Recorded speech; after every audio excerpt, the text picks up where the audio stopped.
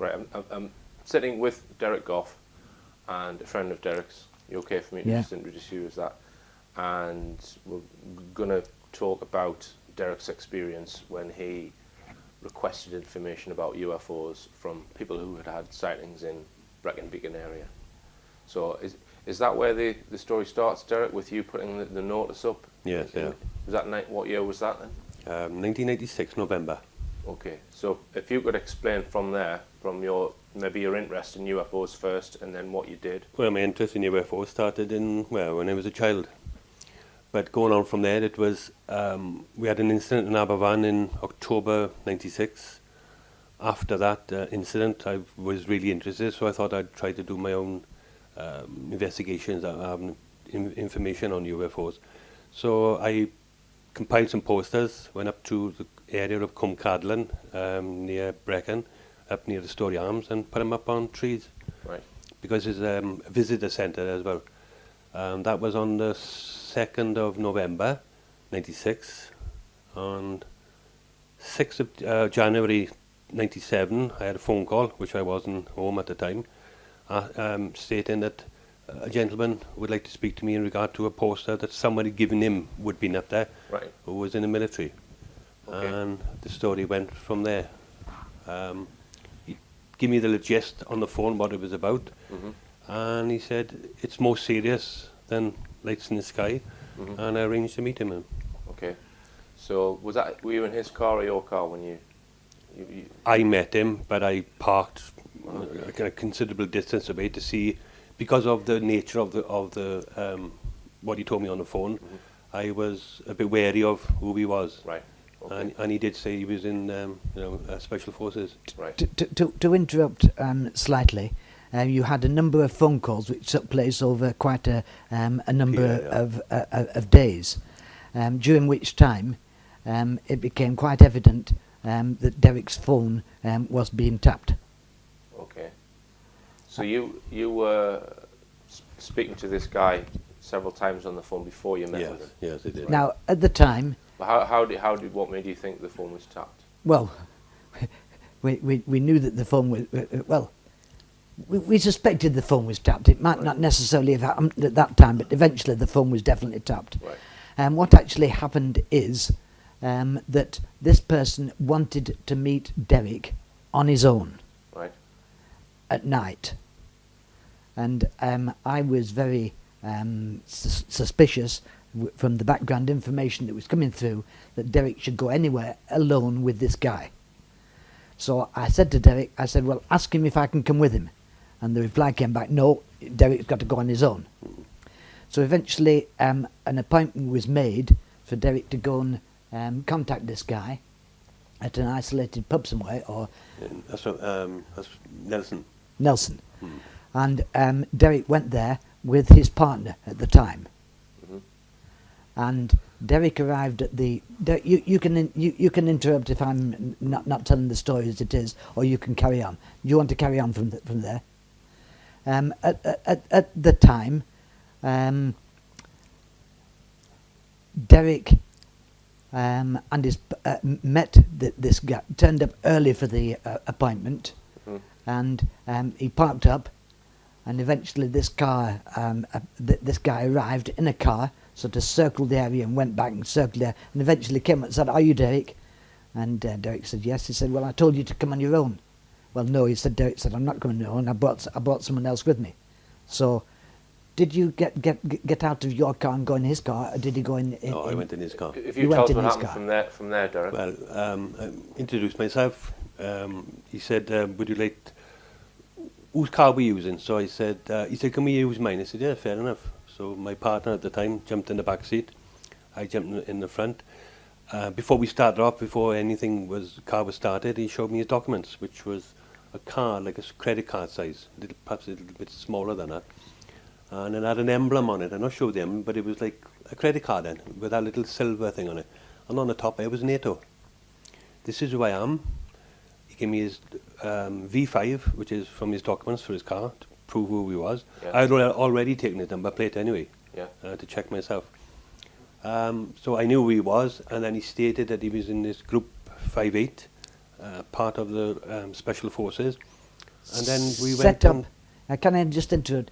I believe that he said that the group was set up at the instigation of Margaret Thatcher. No, not at that time. It was Right. just. You didn't Okay. say that at that time. You said No, this the later. interview was, I am this is me, proving who he was.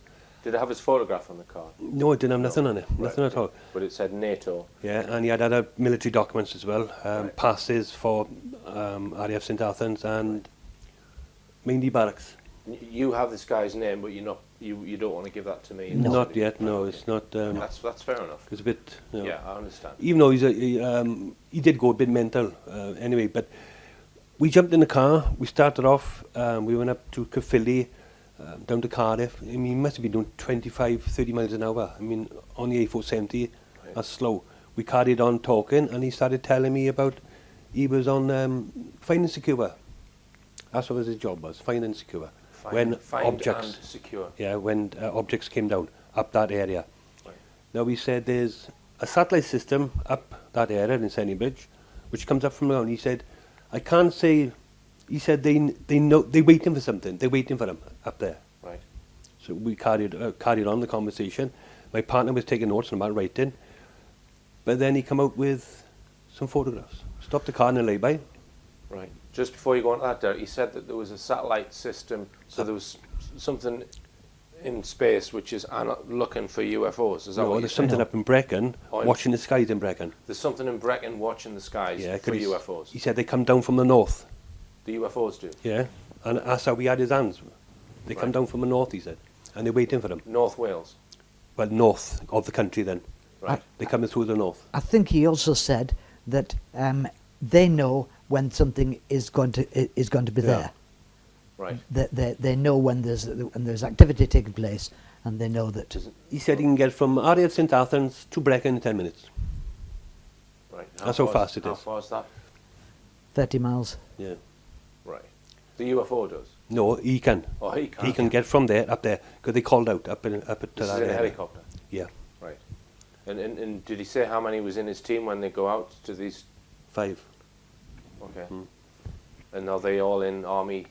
All in army fatigues, yeah. Right. But the important thing about it is when these objects came down, their job is to find and secure an area.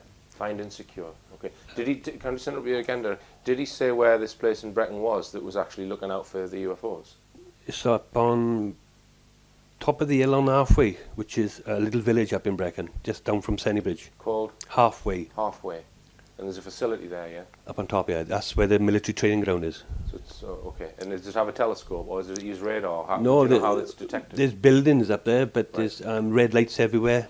When you Right. go up in the nights, So that's it's military property. And can you get near that at all?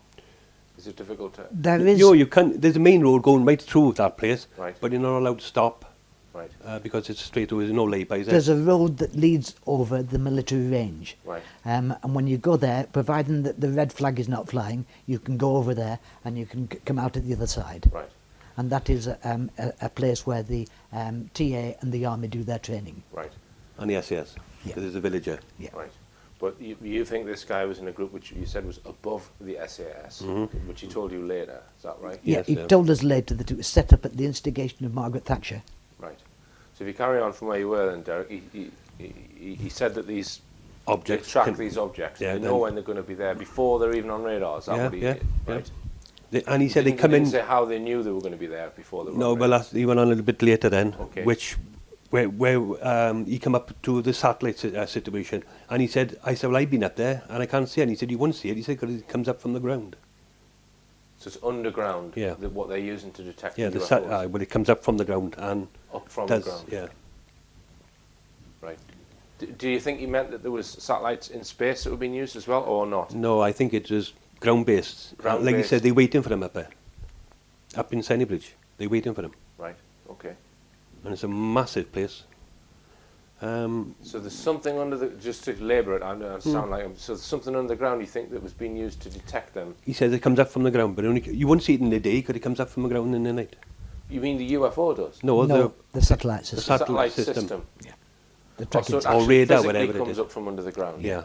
I see, right. So it's just hidden underneath the ground and Yeah. the door's open or something and it comes Yeah. up and then that's used to detect them. Yeah, and I said, that's why I can't see it in the day then. Right. So it's possibly radar then. Yeah. Right. Okay. Right. So So on his conversation, on his road trip, pulled into a lay-by, I think it was somewhere between Caerphilly and Cardiff, and put his hand in his pocket and then took out these photographs. Colour, full colour. Asked me, was I all right, with the feeling of seeing something I wouldn't be sure of. And I said, yeah, you know, thinking of being a bit naive. Showed me the photographs, and it's just, mouth went dry, just something that you think, I'm in a car with this man and he's showing me these. You know what I mean? And he was a big bloke, like. Right. What were the photographs of, Derek? Okay. A girl and boy. Girl of 16, boy of 21. Right. So I ain't going through it now, so I can't... It's difficult for you to Can't do explain it. Right. So there were 11 photographs. Hmm. Right. And... No genitals Mhm. gone. Just take your time. Teeth missing, that's Yeah. just... and the boy had... Most of his skin was peeled off. All the top layer, just red. Mhm. It's just horrifying. Right. And that was horrifying enough on its own, but to think that you're in a car with this man and my partner in the back, I mean, I think I'm a bit handy, but compared to this guy, after what I seen, I thought, and I'm stuck in the middle of this. Right. Anything could have happened to us. Yeah. You know what I mean? So just to specifically ask you about the injuries, Derek, if that's okay, did you see any edges of flesh cuts or anything like that? No, just no genitals, nothing. Right, okay. All gone. But there weren't any, I mean, like in the animal mutilation cases, you have certain characteristics. No, where the genitals are, there was like a circle, like A circle. gone out. Like Just- somebody, a cutter had gone in, but it was, Like a cutter had gone in and taken them out. Okay. yeah, it's just, but there was no mess, eh? No mess. Which I understand now, but I didn't understand then. But now I know about Right. this blood thing that Right. carries on. I mean, it's just clean cut. It was just like somebody had put a cutter in and Right. taken it. So just to get them, we'll quickly list them. So the genitals were gone on both the male and the female. Yeah. Right. And what about the breasts on the Gone. female? No, nothing. No teeth. No eyes. No teeth, no Lips eyes. are gone. Okay. And were they decomposed at all? Or No. did That's this- another right, okay. funny thing. And was the skin gone on the entire bodies on both of them then? No, Or just on the boy. on the boy. So he He said it's like somebody just peeled it off, right, all the top part. right. And but the girl had her head hair removed and all of her. All the hair had gone. It's like if it looked like a newborn child that had been, but had grown up, you know, born Right, like that. Nothing. right, No okay. facial hair, nothing at all. So she just had genitals removed. And Breast, breast removed. lips. Lips. No, well, if I say eyes, the eyes were sunken in then. Okay. And he said to me that when he checked it, because he got to check for certain things, possibly life, there was nothing there. And did it look as though the chest cavities and stomach area were sunken at all, or did they look like normal? No, they looked, well, the breast was just like somebody had sliced the breasts off, Okay. and it was just red there, just that Right. deep colour of red, but Okay. there was nothing coming down the sides Right. or... So was any blood dripping on the carpet? No, nothing or- at all, okay, nothing. So right. Okay. Can I just interrupt at the moment? This was shown to you on the first visit that you Yeah. had with him, because you had more than one visit. Yeah, first time I was. This is the first time that you've ever met this guy. You're in his car, and he shows you these photographs. And this was late at night, wasn't it? Yes, about 8:15 in the night. 8:45 at night. I think we met him at 7:30, and then we carried on. It might have been 8 o'clock. And it was dark at the time, of course, Yeah, because it yeah. was in the winter. Right. And on the first occasion, he showed you these these photographs. How long were you out with him that particular night? Do you remember? Well, hour and a half. I mean, from Caerphilly down to Cardiff, and then back up doing 25, 30 miles an hour. Right. The reason why I said I'm going slow, because I thought, after seeing his foot, I wanted him to put his foot down. Right. And it was a powerful car. Sure. Just before we move on, Derek, just to ask you again about the mouth, the lip. You said the lips are removed. Was it go up to the jaw, or was it just around? Just gone. Just the lips missing. It was were like, they- I can't describe it. It's, I don't know, it's strange when you... I can see the photos now, it's just... So it's certainly not an animal predator. No, there were no marks on it, just clean cut. It's like, Did he say where these photographs were taken? yes, he did. Well, I asked him that. Yeah. And And where was that? Up in Brecon Beacons. Up in the Brecon Beacons area. Hmm. Right. And did he explain to you what their part of the mission was in dealing with those corpses? Just tell us what he said. Wait for the military to turn up. Right. American. The Americans always turned So up. their role was to go there, seal the area off, Find and secure. secure. find and secure, And do nothing else. and then do nothing else. So they weren't allowed to touch them. Nope, nothing. Right. Then they had to wait for the Americans. Yes. Right. And did he say what the Americans then did with the? There was a police officer was called up to the military range up in Brecon. Top military police officer, I think it's above inspector, and they were told he tried to intervene on the investigation that was going on because it was in between public land and military land. Right. And the American officer said to the gentleman that I was I'd been in touch with, if he doesn't go, he said, shoot him. Right. That's how bad it was, he said. Right. And he said, believe in me, if he hadn't gone, he said, I would have to done it. I was under orders, I had to do it. So this team he was in were under orders from the American. Always Americans, he said, Right. always. Okay. And that's not the first time. He said he had other photos as well. This is where this other gentleman that we're talking about from Yorkshire got more information out of him again, and other Can we photographs. name that? Yeah, Tony Yeah, Dodd. Tony Dodd, because he. Okay. And did the SAS? Well, it's not SAS. We'll say Group 5-8 guy. Did he speak to Tony Dodd? Yes, he did, yeah. All right. yeah. Okay. So he was in direct touch. Well, I phoned Tony Dodd a couple of years before he died. I asked him how it was going on, and he said, you don't know the half of it. Right. And it's a good job that you gave me the information that you give. Right. So Tony Dodd may have had more information than you got off this guy.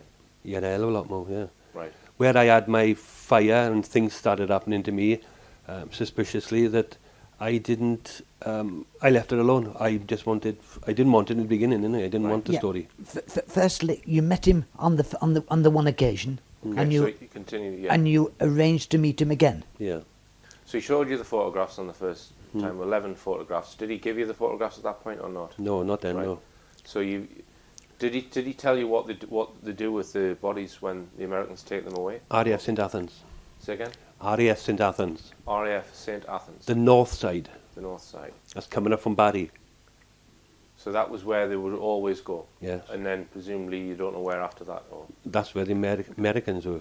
Right. Down in an hangar, he said. It was a big building on the north side coming up from, as you're coming through Barry towards Cardiff. It's on the north side, you can see it there, he said. right. And you've got. Do you have any information that they're still using that?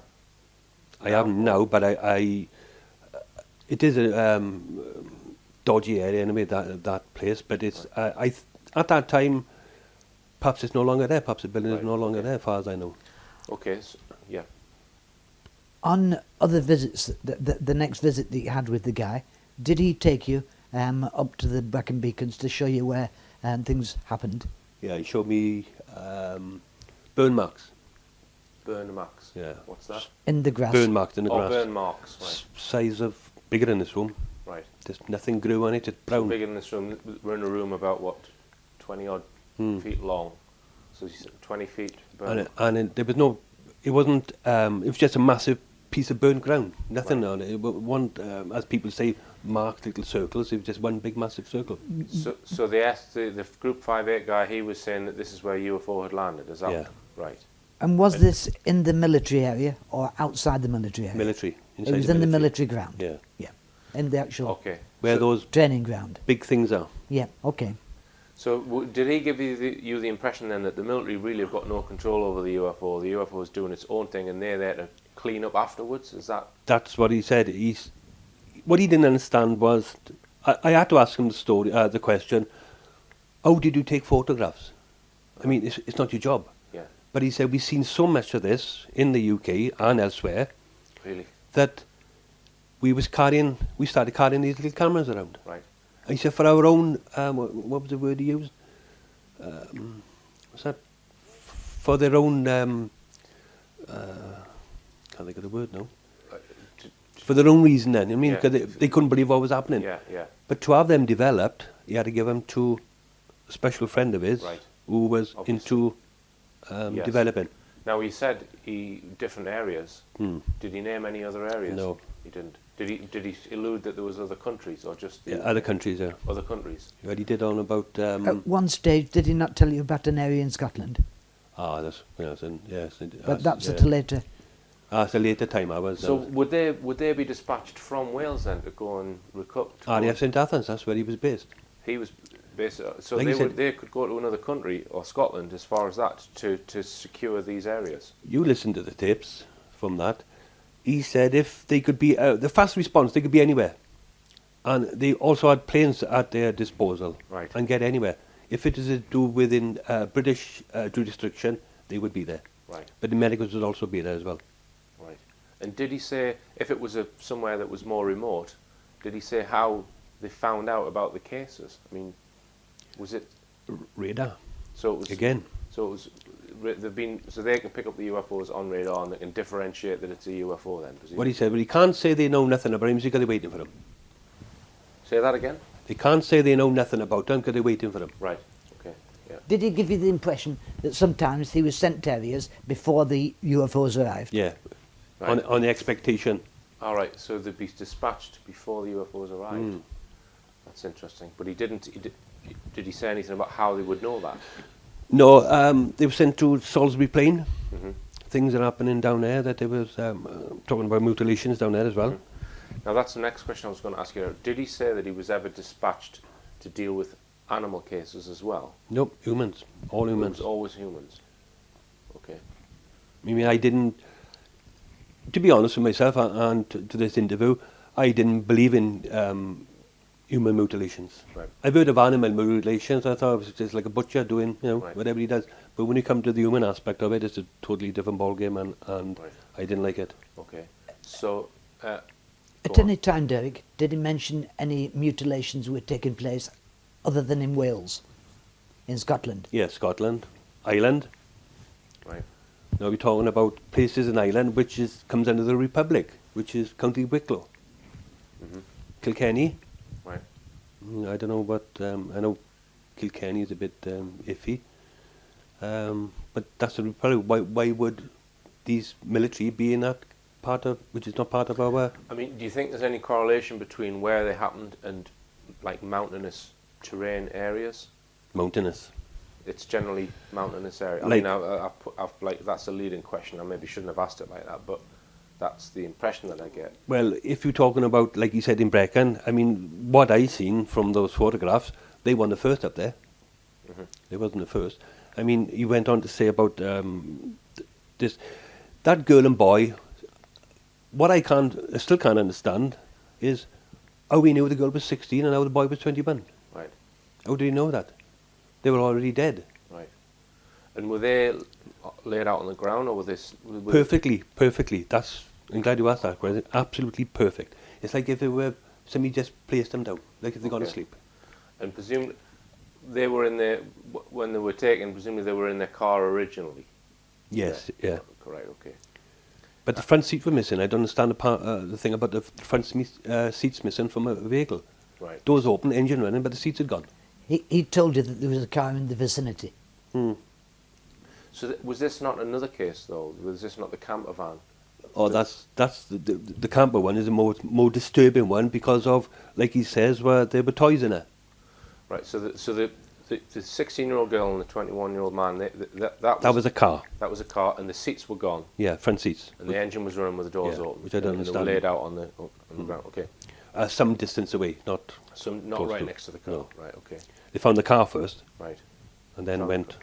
Right. on their little exercise to Okay. see what else it was around. So, do you want to continue the rest of the story after you've had the first visit with him? You then came away, him having told you this information. Nightmares. What actually happened is that after Derek's first interview, he gave me a ring, and I think I came up and asked you questions, and we discussed what had gone on. Hmm. Did you make any notes at that point? I didn't know. Right. You got the tape, or I got the tape, yes. That's between the two of you. Yes. the Right. interview he done for me Right. on tape? So you've got that. Yeah. Have you shared that with anyone in the past at all? Or? No. It's never gone anywhere. Should we at this stage point out that because you were going there on your own, that you actually, we actually wired yourself up Yeah. so that what conversations took place in the car are recorded. Yeah. Right. Which I didn't tell him about. Right, okay, so you've still got that? No. All right, you haven't? Disappeared of those people, the people that we spoke about earlier. Can we name them in this? Not Tony. You don't want to? No, it wasn't Tony Hard. It was, No, Neil. Well, I can. No, Neil Springer knows a hell of a lot. Well, knows everything that went on. He listened to the tapes, and if you ask him, I think he got copies of the tape. All right, he's took copies, but there are other. Right, go on. But he's taken. Of course, his stuff went missing. Neil Spring's stuff went missing. Yeah. Yeah, well, that was the first visit that you were shown the photographs. Yes. And I came up to your house and we discussed what went on. Yeah, but I met him 2 days after that. Right, you met him 2 days after that. What happened on the next 2 days? Is that the time that he took you up to show you where the things was happening? No, we carried on. We'd done the Cardiff trip again. Right. But I asked him to see the photographs again. Yeah. Then I decided, after seeing them, I mean, the first thing, I was glad to get home, but after seeing them a second time, I got to be honest with you, after you've seen something and you get up in the morning, you can't believe what you've seen. Yeah. So in the conversation that very next day, which was the Tuesday, 7th of January, I asked him to meet again because I wanted to talk to him, asking some more questions. Like I said to him, what can I do with the information? He said, you can do anything with the information as long as you don't give my name. Right. So I asked him for the photographs again. Upon seeing them, I decided on that Wednesday night, I decided to go to the police on Thursday morning, which I did. On Thursday morning. You didn't have the photos then, though? I had them. Oh, he gave you some? Yeah. Did he give you copies and originals? Or? Copies, no, you wouldn't get... Were they colour copies then? Yeah, full colour. So he gave you full colour copies? Of what, all 11 photographs? Yeah, glossy, very glossy, not this shiny things they were. Right, okay. So, and how many were there? 11. 11 photos. Which I made copies Just be of. careful with that, because if you touch the wire, it'll... Which I made copies of. Right. So you then made your own copies? Yeah, which I had to, for my own well-being. Yeah. And then I gave the 11 photographs to the police, South Wales Police, Yeah. which was Detective Constable Adams from Mr. Mannock Police Station. Right. He said that they were going to arrest him that very minute after I'd come from there. Went home, went back in the morning. As I come in back in the morning to see what happened, went there. Could I speak to Detective Constable Adams, please? He's gone on holiday. Can I just... And you had given them all 11 photographs? Yeah, that's where they'd gone to arrest him. They went to arrest him. Go on. Can I just begin to get things in time perspective? On the second night that you met him, you started off by going over what he told you the first time. Yeah. How many times did you meet him altogether? Was it 2 or 3? Three Right, times. 2. Right. So on the second occasion you met him, and it's at that time that he showed you different areas where things had happened. Yeah. And it's on the third occasion Saturday night. that you met him. I think it was very late at night, wasn't it? So on the third occasion that you met him, you were going over, reminiscing what had happened on the previous occasion, like we discussed, and it's at that time that that he was changing his story slightly, and you were reminding him what he told you, and you were going over what he told you, and you said he said this. No, I didn't. He said, but it's at this time that you revealed that you had actually taped the conversation. Yes, and he went absolutely mental. So this was the third time you met him. You told him that you'd recorded the That's first right. one, and he went mental. Yeah, but he already knew that because of the police. Right. I mean, Oh, the police had been to him by this time. well, alleged. I can't say they did. So you went to see him after you'd been to the police. Yeah, All right. Okay. which is a big mistake. Right. You see, I think that Derek was bothered about the fact that there were mutilated humans that he had photographs of, and that the people might have been murdered or Yeah. whatever. You Couldn't didn't be know. 100% of what. He didn't really know Yeah. what was happening, did you? No. Did you actually go to? Did you actually go to the police whilst you were still in contact with him, or did you go to the police after? No, I went to the police after I seen him the second time. After you'd seen him the second time. Because I wanted no more to do with him after seeing that. when you look at photos like that, you try to reason with yourself. I mean, you're looking for excuses to not to believe what you're seeing. Yes. You turn them around and think, oh, it might be this, might be that. But when you look at it and you keep giving you photos after photos and you keep looking at it, you think, God, this is... Right. It's mind-boggling because I didn't want the story. So the third time you saw him, had he been arrested? No, that's the whole thing about it. I mean, when I went back down to the police station, which was on the Thursday morning, to speak to this police officer, he gone on holiday. Right, okay, so... I mean, you're talking about murder inquiry, alleged, which he should have been. Yeah, so the police have obviously been told to back off. Yes, which I'm not known for my patience anyway, and I actually punched this police officer in the chest. Right. Not hard, which should have been assault. Right. She's been arrested, which I wanted. Because I had a trouble reasoning with all this. My head was because all you in felt you were disarray. being fobbed off by... No, my head was gone because of what I was saying. I didn't believe, Yes, I couldn't right. believe that this is happening today. Okay. I had never heard of any mutilations of humans ever in my life, except for one. And I only learnt of that about 2 years before. I mean, if you read a book and there's only one, it looks as if the book had been set on fire in Brazil. That's all it looked like. Right. But when you're actually seeing something that you don't want to see and you never asked for, all I wanted was a light in the sky, something exciting. That's all I wanted. Could I just interrupt at this stage and ask him, did the guy give any reason as to why he was talking to you at this time, and did he give you any background of himself? He told me he wanted to do it because they've had enough of it. It's happening all the time. Right. He said, we got children, i.e. his group, we got children, and something got to be done about it. Right. He didn't find my poster up on there. A colleague of his found it when he took his children up to that area to buy a Christmas tree. Right. Which would have been December then when they seen the poster up there. I laminated it anyway and stuck it to a tree, so it would have been, and it's full of forestry. So so that's what they done. Somebody went up there with his children to buy Christmas trees and see Santa, seen that up, took it down, which he showed me. This your poster. Yeah. My number was on it, and my house number, and that's... Is there any other background information that you can give about the guy himself? What did he tell you? Did he? I think I'm right in saying that he told you that the group had actually been disbanded. No, not then. He had then, but he had left that group about 2 years. Still in the army. Okay, so the actual time that he took the photographs would have been 2 years previous to when he contacted Yes, when he was you. there. So it had been 95. 94, 95. 94, 95. And he wasn't in this secret group when he met you anymore. But he still had his thing with him, didn't he?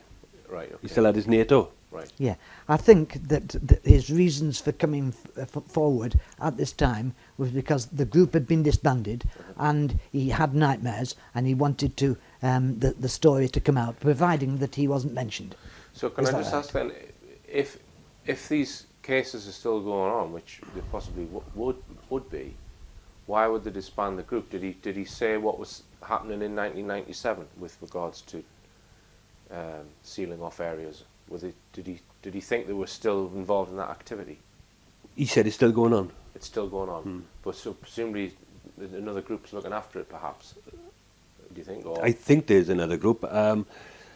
When I was talking to him why they have disbanded this, and he said it's to do with cuts, which if you look at the dates now, Major, yeah, John Major stopped it. right. Okay, so Well, that was just before Blair got in 97, didn't he? So Major would have been in in 95, 94, I think. Yeah. Yeah. Yeah. So, John Major knocked it on the head, he said, because it was costing too much. but I mean, But he still had his badge, see? That's the odd the thing guy about still it. had his badge. Okay, so we're not sure what happened to the group. Could I just come and get one thing clear? Is that when you first met him, did he give his correct name? No, he gave me A false name? false name. Right. Did he give you an address Yeah, which is false. and a false address? I took his registration anyway. Right. So when you reported him to the police, Oh, I knew where he was then. by that time you knew his Oh, real, I knew his real everything name. about him then. Right. I had his V5 anyway, Right. and his badge. No, perhaps just me. When I meet somebody, you look at something, carry on. Yeah.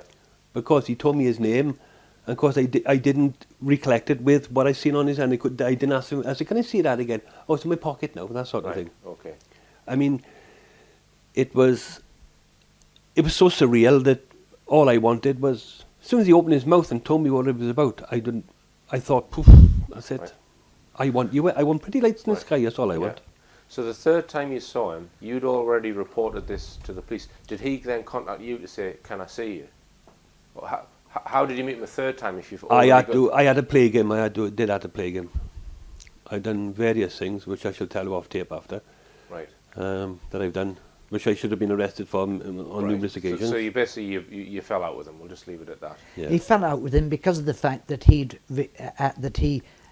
leaked the fact to the guy that everything that he had said was on tape. Right. And he didn't know that, and that's where the falling out came. I hadn't informed him. He didn't want to be recorded. No. And was this a telephone call, or Derek was wired up and he had in the car? Right. He had the wire attached to his. And what I had to do is to stop every few miles, because it was only a small tape, 60, I think, 30 minutes either side. I had to stop, pretend I want to go to the toilet in the edge, turn the tape over, and I was doing that sort of thing. Right.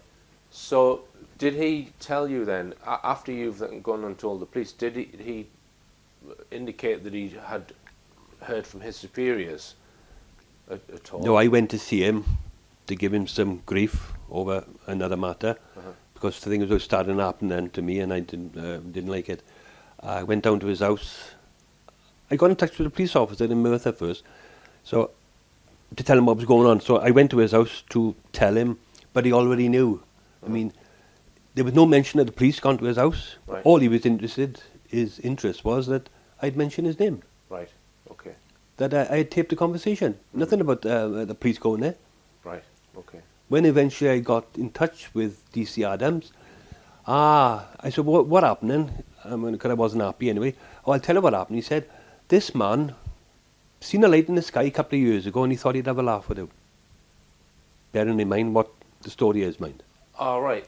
The police officer said that to you? That's his exact words. The police officer said to Derek, "We've interviewed the guy." He said he was in the Territorial Army. He said he was pulling Derek's leg and just wanted to make... He seen a light in the sky a couple of years ago and he thought he'd have a laugh. I thought, no, but that story you didn't. There's no way. Right. You couldn't come up with that story, could you? It's not in any book that I've seen. So didn't you say that you thought that CID had got involved, possibly? Or that Detective Constable Adams, he was going to arrest him there and then. I mean, I wasn't allowed. You're not allowed to stay. How could he be brought back here and he don't want you to see? Right. Because nothing ever happened. Right. I mean, I went back in the morning. Police officers had gone on holidays. Strange that he had murdered and quiet and he'd gone on holidays. When I asked to see someone else, a policewoman came in and a man at the back. And being CID, dressed in plain clothes, I haven't got a clue who they were. So you don't know who they were, but there was some plain clothes officers that... Woman I was talking to, because if you look at the psychology of people crossing grade, if a woman talks to a man, it seems to be all subdued and it's not so much. But of course, there was a man in the back there, right, standing there with his arm folded. When they were talking to you? Yeah, when she was talking to me, saying that, oh, he's seen a light in the sky a couple of years ago. All right, so there was two plainclothes officers that you hadn't seen before came in to tell you that he'd just seen a light in the interview room. In the interview room. In the interview room, and there was another man in that room. You weren't told who these people were? He was right in the corner, just stood there. So there. they could have been MI5 or anything. Could have been anybody, yeah. Did you lose your temper at that stage? Yes, I lost complete control. Right, okay. So you were getting really annoyed that they weren't actually going to investigate this guy. Oh, but I had to start doing this bit of assault thing. I had to keep pushing and touching him. You know, if you touch a police officer, it comes under assault. Right. If you get arrested, I would have gone to the court, and then I could have told the story. Right. So you were trying to get a reaction because you were upset. And I wanted to be arrested. I wanted to be arrested, so when I went to court, I could say, right, this is why I done this, because of the story. Okay. They didn't bite. Okay. Right, that's interesting. So you're not you're going to tell the story afterwards about other things that happened, but not on the tape. Is that right? Well, if you just first, Derek, he told you detail of some other cases. There was a camper van. All up Brecon. Okay, was that the second time you met him, or when was that? Oh, he told me so much the first night. First night. When those photographs appeared, he said they're not the only ones. He was also marked, which he showed me on his arms, radiation. Right. Ended up in a military hospital This is by you. under counselling. But the people that was counselling him had very special ways of asking him questions. Right. This is why I think he came out with a story to me. Okay. Because he had I think at one stage of the proceedings that he told you that every so often he had to go for debriefing at Aldershot. yeah. Aldershot. Yes. He kept Each of them. Which facility is that at Aldershot? Is it an RAF base? That was just Army, I thought, didn't it? Aldershot? Possibly. There's a big army camp there. right. Okay, yes. so he would go But for debriefing. he had to go. Did he say how often he had to go there? Oh, every couple, I think it's twice a year he had to go, didn't he? All of them.